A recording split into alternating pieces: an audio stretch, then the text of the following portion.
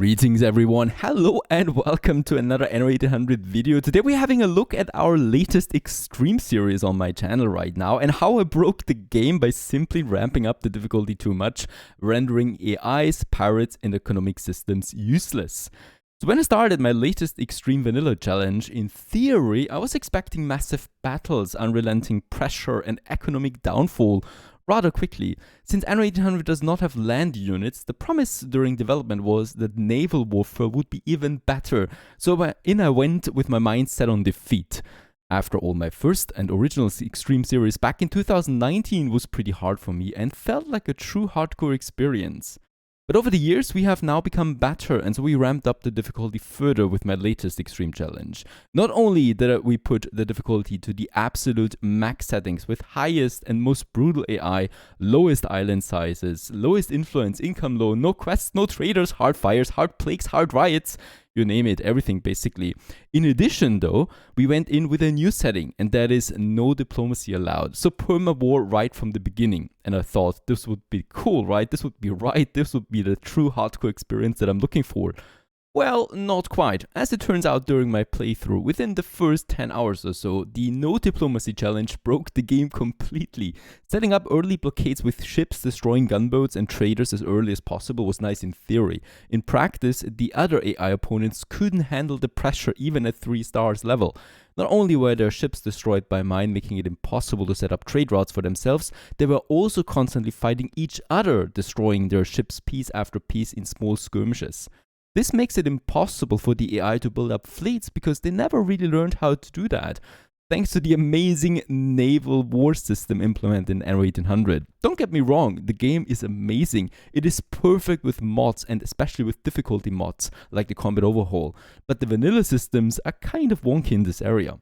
So here we are in the game after only around 8 hours of in-game timing, usually where you basically start with your first ships, to be honest, in most cases. We are ready to upgrade to our engineers in Scanlan. With that we do reach the age of science and wonder and also the capital city status, so pretty advanced you may say. And when we look at the AI opponents, what I see here is mostly workers, mostly artisans. That is for the strongest AI opponent, the Admiral.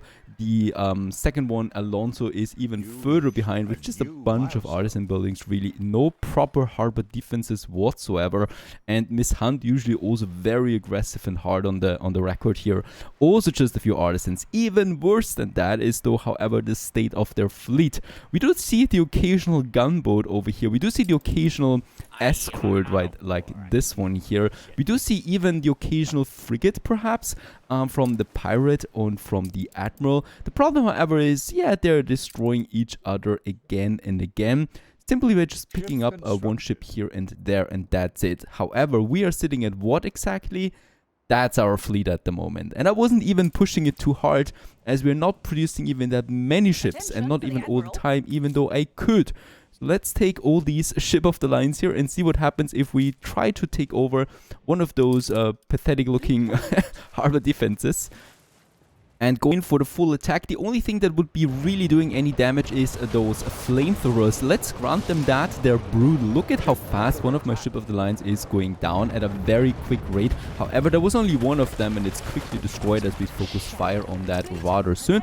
And the other ones, well, they're rather weak looking as well. And as we can see, I've lost my second ship of the line now, and I think that's almost the full potential of the harbor defenses that we see here, as we can just basically take care of the other ones now one by one. And basically just getting down that morale here. Also, what she's not been able to do so far was building up a second harbor area that she usually does, right? So there's only this line of defense here on her side, and that means once those towers are down, as we can see, this is just happening insanely quickly right now. There's nothing that stands between us and her anymore, and we can basically invade her island, take it over, whatever. This is how Miss Hunt is looking after the in the mid game with Anno 1800 on extreme level with no diplomacy activated. Attention for the Admiral.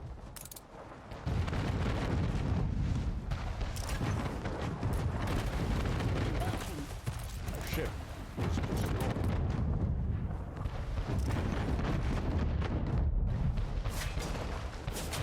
A ship So by now, only her strongest building remains intact. That is the large trading post with the big cannon on board that is actually doing still some nice damage to my ships there, I'm surprised. But other than that, it's going down now quickly. And off it goes.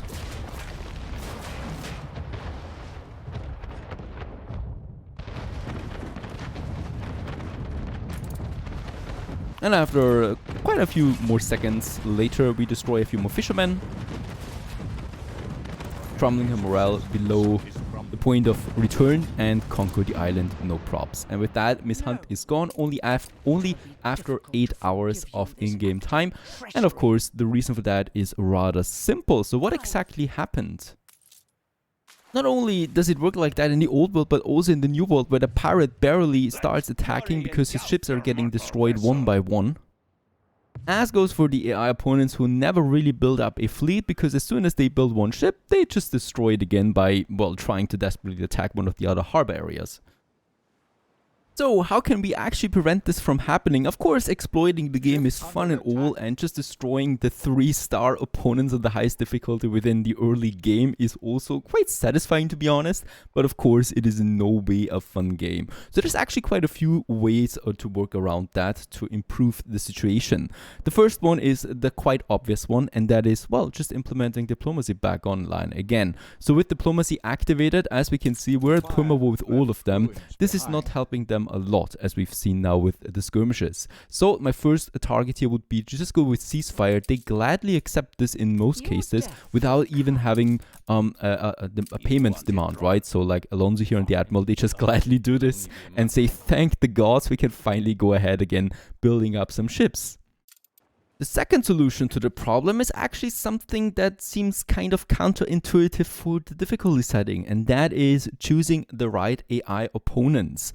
As also said in the Combat Overhaul mod description by Aces, the AI opponents do like each other differently, so they have relationships between themselves. So for example, if we go with the 333 triple-star AI opponents setup like this one here, we have a problem.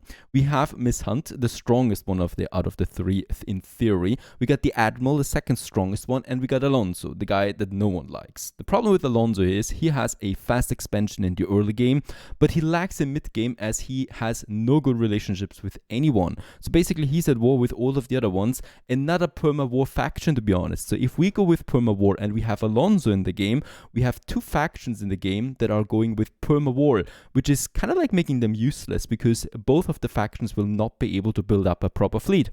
Then we have the Admiral, who is the second strongest one, but he's not that great with Alonso, and he hates Miss Hunt as well. So both of them are usually also going to war. So this one is at perma war. They don't like each other and go to war, so that leads to a perma war setting for all of them, and no one will be really stronger. How can we fix this? Well, for example, we could get the bad guy out here that no one likes, and we could implement someone like Bente Jorgensen and Princess Ching. The cool thing is with Princess Ching and with Bente Jorgensen, both of them are quite liked by the other ones. So Miss Hunt, for example, here has a very good relationship with Bente Jorgensen, and that would lead them to go to an alliance rather quickly. The Admiral also doesn't mind Bente that much, so he would also kind of like ignore her, which would then in turn turn the focus again on us, because he's not busy fighting Alonso or Miss Hunt, he's rather busy fighting us, which would put the pressure up.